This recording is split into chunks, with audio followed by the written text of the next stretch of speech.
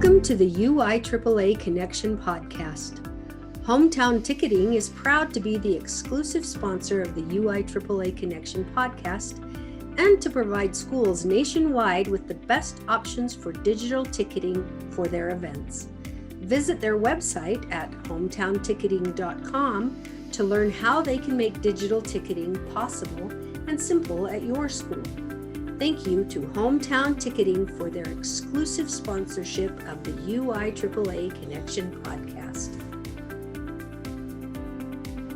Welcome back to another edition of the UIAAA Connection. I'm your host, Mark Hutchhunter. Today we're pleased to have as our guest Dave Boyack, CAA, Athletic Director at Maple Mountain High School. Dave, welcome to the podcast. Thank you. Good to be here. Dave, why don't you begin by sharing with our audience where you grew up, where you went to college, your first jobs, all that, I think, background in youth sports, all that type of stuff. Well, I grew up here in Spanish Fork, which is where I still live. We lived in Orem for about 8 years while I was going to school, and my wife was teaching school up at Eisenhower Junior High. So we bought a home over there. We both then got jobs in Spanish Fork. My wife is a drill team advisor and me teaching health education, fitness, weight training, and PE. And so we built a home in Spanish Fork and started our careers. In high school, I went to Spanish Fork High School, where I participated in, believe it or not, 5 sports. I was the consummate multi-sport athlete. I got to the golf course when I could to qualify for the matches. I played a little tennis. I played baseball up through my sophomore year, but my main sports were football, basketball, and track and field. And so that's where I focused most of my attention.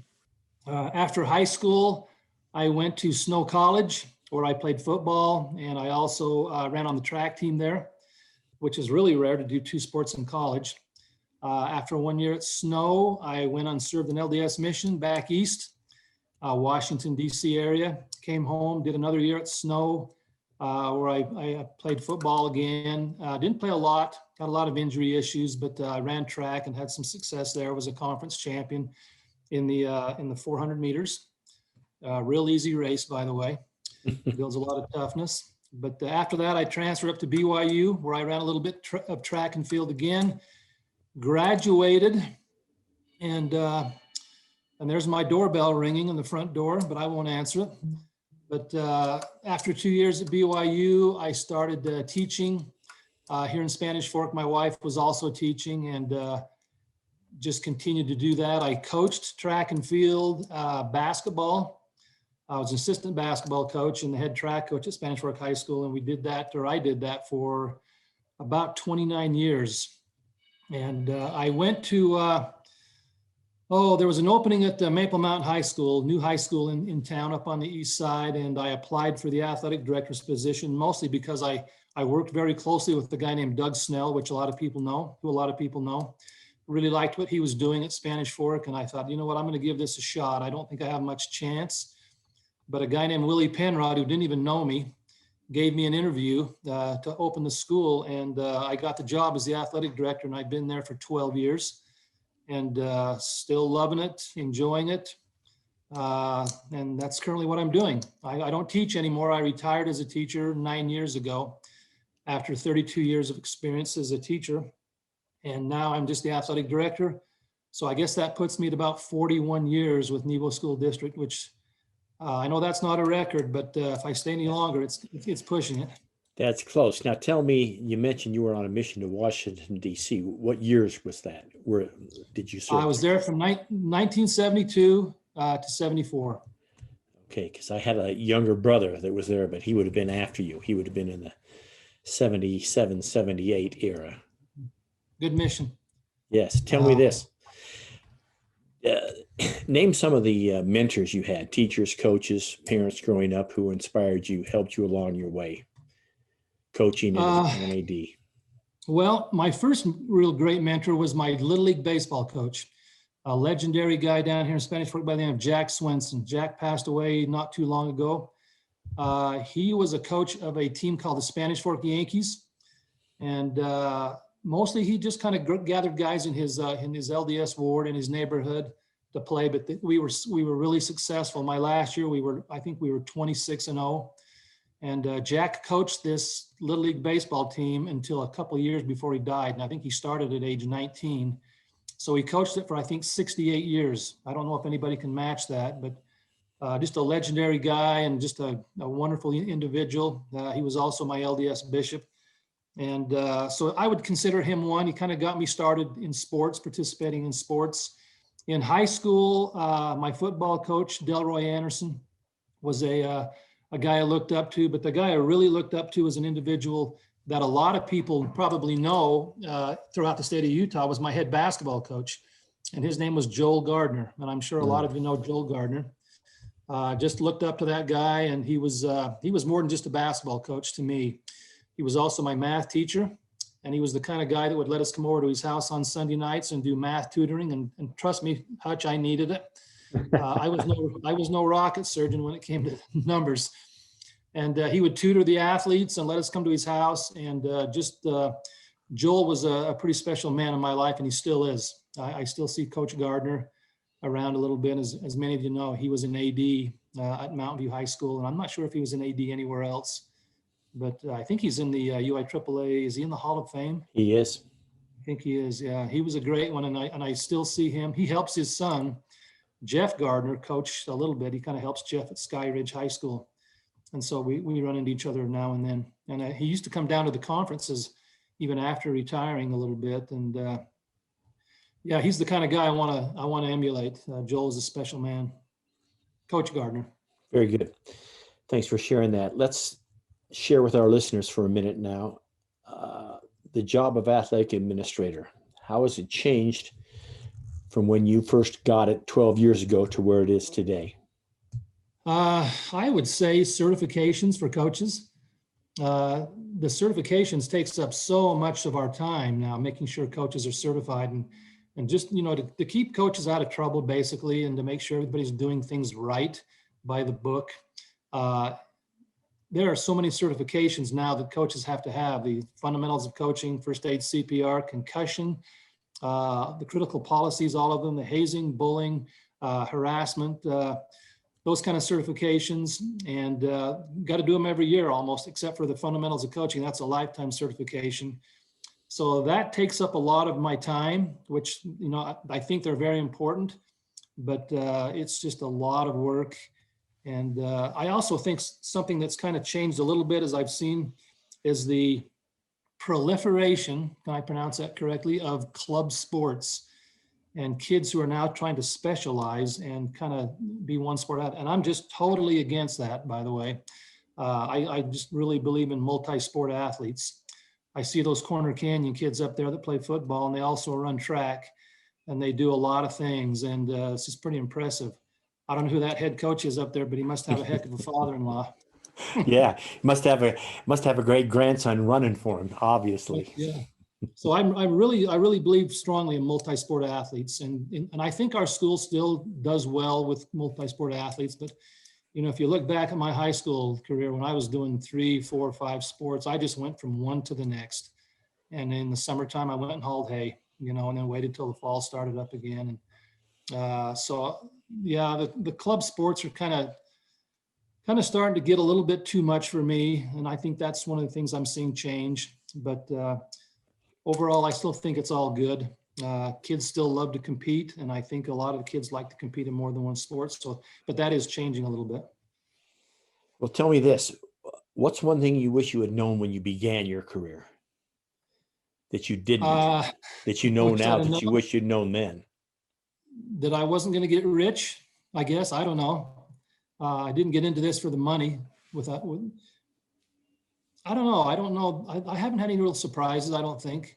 My wife's been a school teacher. She taught for over 30 years. And so between the two of us, and by the way, we both have retired from the teaching profession. So that URS check that comes once a month is awfully nice. Yes. But I didn't really ask anybody how much I was going to get paid when I first took my first job, because it didn't really matter. But it's all been good. Okay, let me ask you this. In your career, what's your biggest failure and what did you learn from it? My biggest failure. I don't know if I would call it a failure, but when I first started teaching school, I was still playing City League basketball. I probably should have stopped because I had a really horrific knee injury. I had an ACL tear, plus everything else went. A guy crashed into me in a championship game we were playing over to Springville, and tore my ACL horribly, and I was in the hospital. Back in those days, it was meatball surgery. And I was in the hospital for a week. I had a cast on my leg for 2 months. Mm-hmm. And when I came home from the hospital, this happened in April, and my wife looked at me. She says, "Well, you're not going to sit around all summer and do nothing. I'm going to sign you up for a master's program." And she said, "We'll put a handicap sticker in your truck, and you can drive right up to the building and start your classes." And I had no say in that, by the way. She said, "This is what we're going to do." So I started my master's program, and a year and a half later, I finished a degree in administration. And about 10 years into that, I was approached by a gentleman in the district office who wanted me to come and take a principal's job at an alternative high school. And I told him no about 4 times. I said, "I want to coach. I don't really do anything else." And he made me some promises and said, "You can still coach and still be the administrator down there. And you'll double your salary, and it's a great faculty." And anyway, on a whim, just leap of faith, I decided to take it. And when I got into administration, it didn't take me very long to realize that I was not really, I wouldn't say I wasn't cut out for it. It just wasn't my passion. I didn't like going to school every day in a shirt and a tie, and then having to quickly change to go to track practice. And then after 1 year, they came to me and said, the school board says you can't coach anymore. And I said, "Well, I'm out of here then. This is not going to work." And so I went back into coaching, and in track and field especially, and just had a lot of success. So I wouldn't call that a regret. I learned a lot from it, but it was just more of a mistake, an eye-opening experience that I found out that I'm a coach. I'm a lifelong coach. And even though I feel like an administrator now with the athletic director position, I'm just not a shirt and tie guy. I've really enjoyed not having to go into the chapel on Sundays and get dressed up for church. We do pajama church now by Zoom. I don't know if that's a mistake or a failure, but it was an eye-opening thing for me to really tell me that coaching was my passion, and I went back into it. Well, thank you for sharing that. Share with our listeners now your journey with the UIAAA and eventually with the NIAAA, because I know right now you're on a committee with the NIAAA, and of course, you're a previous president in the UIAAA. So speak to that for our listeners. Okay, well, funny you should mention the committee I'm on. We had a Zoom meeting last night, and it was fun to there was, I think, 7 of us that were on this Zoom meeting. Guys from all over the country that have had years and years and years of experience as athletic directors. Now they're giving back to this particular committee. And so we had about an hour of doing that. But when I first hired on at Maple Mountain High School, my principal, a great guy named Willie Penrod, who I'm sure a few of you know, he was the Region Board of Managers chairperson for our region. He was also on the executive committee at the time. And he came to me and he said, "Hey," he says, "I don't know if you know about this, but there's a thing called the ADEC committee where a region has to have a representative." And he says, "Since I'm the board of managers chairperson," he says, "I would like you to be that person." And I had no idea what he was talking about. It was a deer in the headlights thing for me. And he says, "Well, you have to go to meetings once a month up in Salt Lake." And I remember my first meeting sitting in there and looking around thinking, I don't belong here. These guys are so experienced. I'm a first-year athletic director. And, from that point on, I just learned and learned and learned. I tried to get a little bit involved.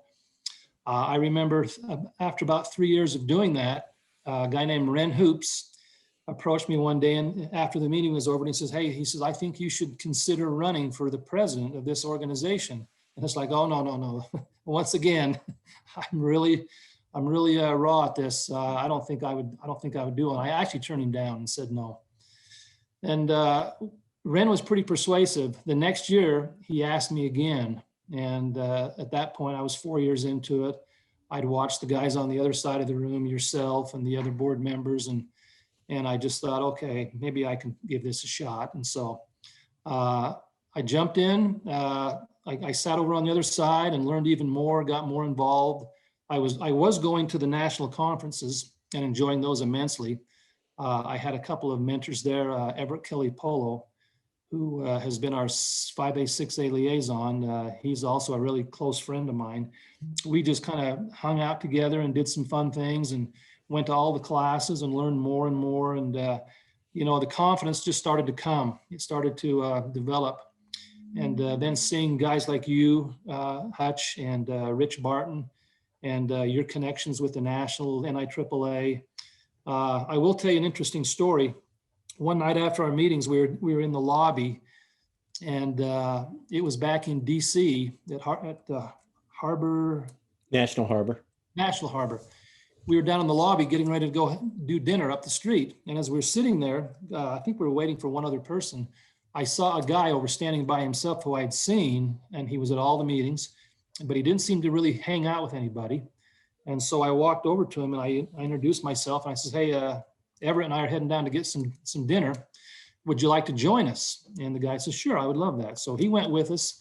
And as we sat down and ate, I was really impressed by this guy. I was just super impressed. And at that time, I think that was my last year of being in the presidency, or at least the president, probably moving into that past president's chair. But I said to him, I said, "Jamie, would you ever consider running for president of this organization?" He was kind of like me when Ren approached me. I don't know that he was all that confident at the time, but kind of twisted his arm a little bit. And he says, "Well, what do I have to do?" I says, "Well, you just need to let Hutch know that you'd like to run. And then we get to the conference in April and you give a little speech, do a campaign flyer. And of course, we all know it became history. Jamie's been one of the greatest members of our organization, not only on the UIAAA level, but also the NIAAA level. So I kind of like to take credit for where Jamie is now. He will sometimes mention that when he talks, but he obviously has made his path on his own just because of his abilities. And so that was a fun experience for me there. And then, of course, when I got off the board in the presidency there, I continued to serve in the ADEC for I think 2 or 3 more years. I saw another guy in our region, a kid that I coached in high school named Brian Argyle. And I wanted to see Brian get involved the same way I did. And the only way you get involved is to jump in with both feet, and I said to Brian one day, I said, "Brian, I think I'm going to step aside. I'd like you to take over this spot." And so now Brian's been doing that for a couple of years. And Lee Gilley is another one. Lee Gilley is one of my former athletes. I coached Lee, I coached Brian. If you want to get involved, you want to learn, you jump in and you volunteer. It doesn't pay a dime, as we all know. It's just you just get paid in experiences, which are sometimes more valuable than money itself. So that's kind of been my career path in the UIAAA. All right, well, I know you just shared the story about Jamie from your UIAAA presidency. Do you have another 1 or 2 stories that come to mind when you were the president of the association that you'd like to share? I don't. Just going to the conferences, unless you know of something that I've forgotten about. I don't. I look forward to going down to the conference. I think you asked me one year if I'd like to maybe take over the golf tournament or get involved in the golf tournaments a little bit, and that's been fun. We've enjoyed that. I thought I was completely done with that and that Brian would kind of run it, but we've hopped in with that and enjoyed it. This year I thought was one of our best we've ever had. But when I get done, I think the conference is something I would still like to come down to because it's just something I look forward to. I don't know if I'll be able to golf much longer. I'm getting creaky, but it's just, there's something about the conference. There's something about the conference in St. George that is magnetic. I just enjoy coming down, getting involved and going to classes. And of course, Lee Green's one of my favorites, and I don't know what his situation is, if he's only going to be a Zoom guy, because I know he has some health situations. But no, it was he plans on being there next year live once this pandemic is hopefully passed. So it'll be a vacation thing for me, I guess, if you want to say that, but one where I would still go to meetings and have fun that way. But it's just something I really enjoy. Well, let me ask you this. Since you brought it up, your title now with the UIAAA is the Director of Special Events. I know that includes then the golf tournaments and even though you don't set it up, but you're heavily involved also with our cross country meet. And the great thing about these, speak to our listeners Right. about where all the money from these events goes. Well, the money obviously is raised to benefit the scholarship organization, the scholarship fund. I can't remember, but it seems like when I first started, we were giving $12.50 to each to 5 kids on this. Does that sound about right from 12 years ago? Probably 4 And kids that's at now up to what, 12.50. 2,000? 2,000 for 6. Yes. Okay. 2,000 for 6 now, so it's grown. The cross-country thing that we started years ago at the Spanish Fork Sports Park, I'm still a little bit involved with that, even though Mike Hunter's now jumped in. We get Spanish Fork, a guy that replaced me as the track coach, Darren Cable, is a great guy. He helps out immensely. And then a guy at Copper Hills High School shows up and runs it as far as the technology part, the timing, and the results. And I think we had about 30 high schools there this last year. It's becoming pretty popular. It's a great course. You need to come down to one of these years, Mark, and just witness this cross-country meet. The UHSAA has granted us, I'm not sure what do they call it when you get an extra meet? It's They called give you an extra thing because it's like an endowment football game, but it's Yeah, not, but that's basically what it exactly. is. I don't know if we're gonna have to cut it off because it's turned into a massive event. It's big. It's almost like the state cross country meet, but it's Well, great. no, it's It's a good great for venue, us. very spectator friendly. And we make a little money there. And then of course with the golf tournaments, we make money mostly off sponsorships. Do we make money off the entry fees a little bit? Do we get to put a I little would. bit back That's in pretty the- much a wash with what we pay for lunch, and then we put some money out for prizes. But where we make our money off the golf tournament is the whole sponsorships, because that pretty much Yeah, we're goes starting to straight get into more the and more of scholarship those. fund.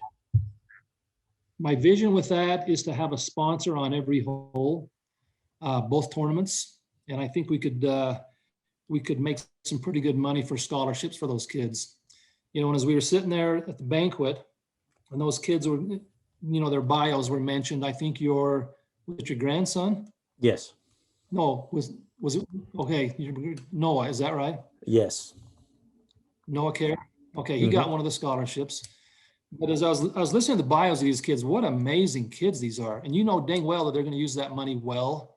They're all going to go to college and it'll be used well, and they're excited. During my 12 years, there's been 2 kids from Maple Mountain that have received this scholarship, Kira Barton and Drew Bates. And I just remember talking to their families, how grateful they were. It obviously doesn't pay for their entire schooling, but it certainly helps. It pays for a lot of things. And these families were just super grateful to be able to receive this money. So yeah, if we can get our group to kind of help us out with some sponsorships, to get more sponsorships on these holes, it'll benefit the scholarship organization program extremely well. Thank you for mentioning that. By the time this airs, obviously we're filming it or taping it right towards the end of April, but this is set to air sometime in June, about 3 or 4 weeks before the golf tournament. So hopefully those that are out there listening will support the tournament, and we can get some more hole sponsors. Will it be on NBC or CBS? We're in contract with ABC, so I'm not sure about that. Okay. Let me ask you this, Dave. What's the favorite part about being an athletic administrator? What's the favorite part of your job? Oh, just seeing kids compete. After all the other stuff's taking care of the paperwork and the physicals and the COVID testing, we tested over 500 kids yesterday, and it was, we did really well. The kids are doing a good job, not only at our school, but throughout the state, I think. But to get all that stuff out of the way and be able to go to games and sit there and watch the kids compete. At our school today, we have soccer, we have baseball, we have tennis, and a softball game. And everything's right close together. I can go from one event to the next or one venue to the next within just a matter of minutes, and I'll try to hit all of them. But just to watch kids compete, the old Kurt Gowdy thing, when he talked about the thrill of victory and the agony of defeat, there's a lot of thrill in victory. But with me, there's a lot of thrill in competition, whether you win or lose, just to be able to compete. And, and how grateful we are in the state of Utah right now to be able to compete at all. I've got a lot of friends who have kids in other states around Utah, Colorado, Arizona, California, Oregon, whose kids had to sit out this year. They're sitting out. And we're pretty fortunate here in Utah to be able to watch these kids participate and compete. So, I love it. I have one of those silver passes in my back pocket that I'm sure you do in your wallet, Hutch. Mhm. When I'm completely done, I will pull that out and I will use it. I will go to games and tournaments and activities, and it will be kind of nice to just sit up in the stands and watch and not worry about whether the scorekeepers showed up or the officials or whether a parent's getting a little sideways with an official. I kind of look forward to that. I'm a gym rat by nature, and I like watching kids compete. We took on lacrosse this year for the first time, and boy, there's a sport I don't understand, but I'm learning it. It kind of was the same thing with me with soccer 12 years ago. I didn't get that offsides penalty, whatever you call it, because I'm a basketball guy who likes the fast break. And so Well, I'm telling you learning what, these new sports. I was at my granddaughter's lacrosse game. She's a senior at Olympus. And I'm watching this game the other day, and these two girls are running down the field, and it looks to me like one girl maybe breathes on the other girl. And I'm telling you what, there's a whistle. And I, for the life of me, can't figure it out. And 5 minutes later, the same two kids are going the other way. And the one kid just mugs this girl from behind, puts her on the ground, and there's no whistle. And I, for the life of me, I can't figure it out. So I'm with you. I have no idea. Have you seen a boys lacrosse game before? I have. And that's worse.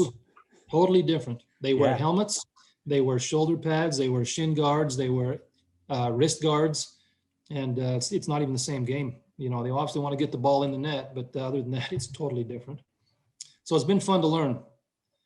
Girls wrestling was a new one that came on this year, and I wasn't sure how that was going to work out, but we were able to find 12 girls that wanted to wrestle. We ended up pulling off a state championship at our school, and watching those girls, how much fun they were having. And it was really good. I enjoyed that immensely. Excellent. Let me ask you this, Dave. If you had a new athletic director, by new, I mean someone between 1 and 4 years, just fairly new in the job, and you had two suggestions for them that they absolutely would need to have in order for them to be successful, what would that be? Number one, I would say develop thick skin. Don't let parents get to you. Realize that they're just passionate about their kids. Have thick skin and keep your cool. Be the athletic director that parents can come to and talk to, that they will respect, that you won't jump back at them. Another thing I would say is get involved. To get involved. Open things up, spread your wings a little bit, and do things with the UIAAA. That to me has been. I don't know if Willie Penrod had never asked me to get on the ADEC committee. I'm not sure where I'd be with that right now. I probably would have jumped in just because I saw Doug Snell do it. I've seen Everett do it. And there's a guy that he's never been a high school athletic director, but man, he just wants to get involved. He's passionate about it, and he's been an asset to not only Nebo School District, but I think the UIAAA. And we have a lot of fun going to activities. He can't golf for some reason. I've seen him golf once, and it was not a pretty sight. But I would just say get involved. Find ways to get involved. There's always something to do, and of course, in your position, that when people want to help out, you'll always find a place for them somewhere. Absolutely. I want to go back to something you mentioned, Willie Penrod. I just want to throw this out in addition to what you mentioned. Willie was instrumental when he was on the not the board of trustees, but the executive committee, when I pitched it that we needed to make this cross-country meet basically an endowment meet and an extra meet for cross-country kids so they'll participate, because all the money's going to high school seniors. It was being debated back and forth, and finally he just said, hey, this is a no-brainer. It's an extra chance for kids to participate, and all the money's going to go to seniors for scholarships. He said, we need to do this in a heartbeat. And then everyone said, okay, we agree with Willie. So we have him to thank for that. One of the nice things about this particular meet is the state allows us to do it at 1 o'clock, which is rare because they have pretty hard, fast rules about letting kids compete in anything before 3:30.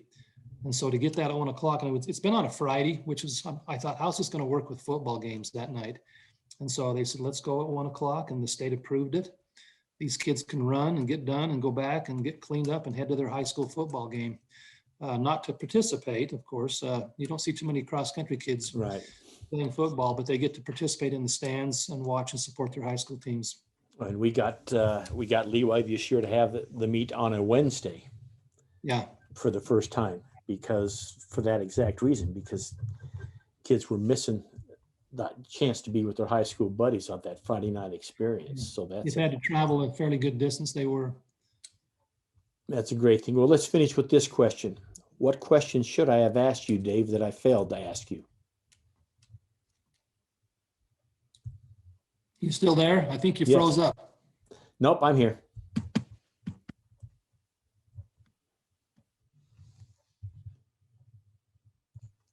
What question should I have asked you that I failed to ask you? Man, I think you covered it, unless you could say, Dave, have you ever got a hole-in-one? Have you? I have, actually. Yes, I have. I'm one of the rare people in the world who actually had a hole-in-one. And so one of the biggest thrills of my life. Tell me the course and what hole. It was the Spanish Oaks. It was hole number. Have you ever golfed Spanish Oaks? Yes. Okay. Back in the days, there was a hole that went over a river, crossed over a river, and that was a par 3. Now it's a different hole. I think it was 5 back then. Now I think it's 8. They've changed the numbers a little bit, but yeah, that was about 150 yard. That was a par 8. It was a par 3. I had an 8-iron, hitting a Titleist. I went down to the trophy store locally here, and I had to mount that golf ball on a plaque. It's currently in my office, and so that was a thrill for me to That's awesome. Do that. That's awesome. I've had one eagle in my entire golf experience of 50 years or longer. Really? Yeah. And that was last year. So that's to get a hole-in-one. That's impressive. All right. Well, thanks, Dave. Once again, our guest today for our listeners has been Dave Boyack, CAA, the athletic director at Maple Mountain High School and the director of special events for the UIAAA. Dave, thanks for being here for our listeners. We hope you tune in again next week. Thanks, Dave. Thank you.